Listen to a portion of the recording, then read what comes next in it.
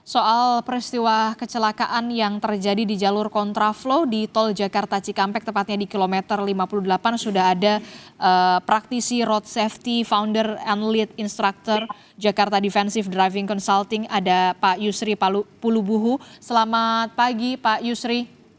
Selamat pagi Mbak Adit. Ya, Pak Yusri, bagaimana Anda melihat peristiwa kecelakaan ini? Ini ada di jalur kontraflow, kemudian di pagi hari begitu, diduga sopir mengantuk, Pak Yusri.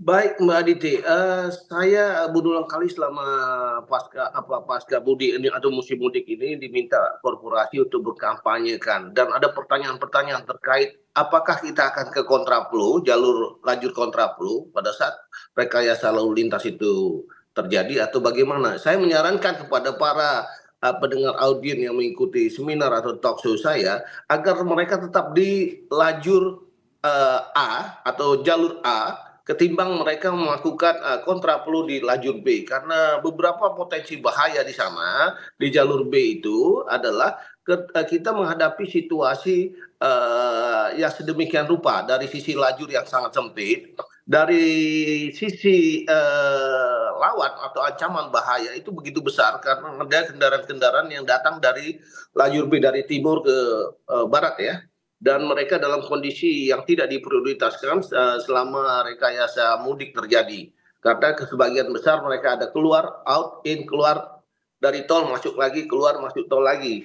Nah, ketika mereka masuk ke tol, mereka dalam kondisi yang sedikit mengalami kegembiraan, euforia, karena tidak mengalami situasi macet seperti di jalur biasa. Namun kondisi fisik daripada para pemudik atau kendaraan di lajur B ini dalam kondisi yang sangat letih.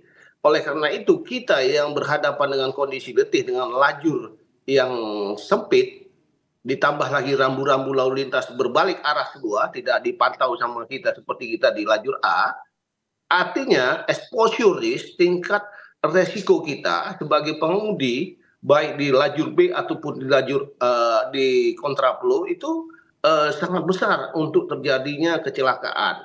Dan kemudian kita melihat jam kejadian ini adalah pagi, di mana pagi dan para pemudik ini berangkat pasti dari malam hari atau dini hari, mungkin jam 2 dan lain-lain. Artinya mereka betul-betul seperti yang diduga oleh Mbak Aditi tadi, mereka dalam kondisi fatigue. Nah, perlu diketahui ketika kondisi fatigue, maka peluang kesalahan-kesalahan itu terjadi. Kenapa? Kemampuan kognitif kita itu menurun, kemampuan prediksi kita turun gitu ya.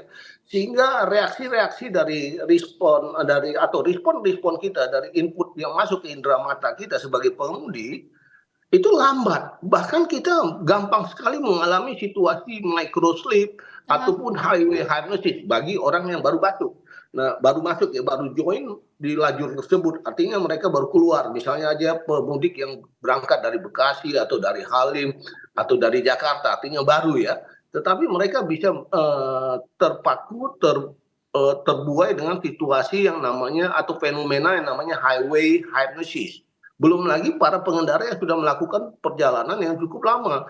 Mereka gampang atau bisa saja dalam kondisi micro sleep.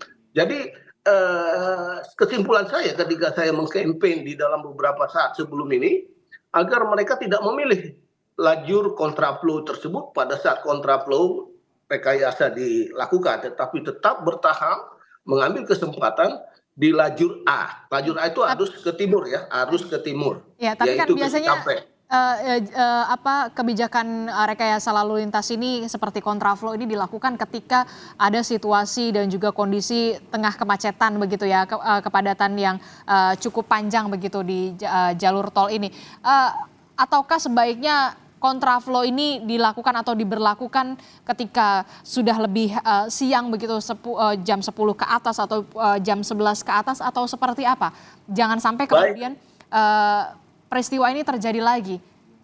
Baik Mbak Aditi, jadi sebagaimana schedule yang di awal yang sudah di-announce dari sebelum periode mudik ini terjadi oleh pemerintah, itu waktu kontraflow itu tanggal 5 ya, itu terjadi dilakukan pada saat pukul 2 siang, jam 14 sampai 24. Hmm. ya, pukul 2 siang sampai jam 24 itu tepat, ya, 24 itu tepat. Karena sudah agak siang dan tengah hari ya. Mhm. Nah, tetapi kita tahu bahwasanya secara undang-undang polisi memiliki diskresi. Betul. Walaupun sudah ada aturan dan lain-lain itu bisa berubah melihat situasi dan kondisi yang terjadi seperti intensitas atau volume daripada kendaraan yang luar biasa. Heeh. Sehingga polisi melakukan rekayasa lalu lintas tadi. Jadi rencana yang sudah disiapkan bisa saja berubah ya. Mmm. Nah, dalam hal ini, sama seperti analoginya bagi pengemudi, ketika mereka melakukan perjalanan, mereka melihat Baik. situasi yang tidak mungkin, Baik, Pak Yusri. mereka lakukan adjustment sendiri. Jadi Baik, Pak dalam hal Yusri, ini mohon maaf kami potong sebentar karena akan ada informasi dari pihak kepolisian terkait dengan kecelakaan di tol Jakarta Cikampek.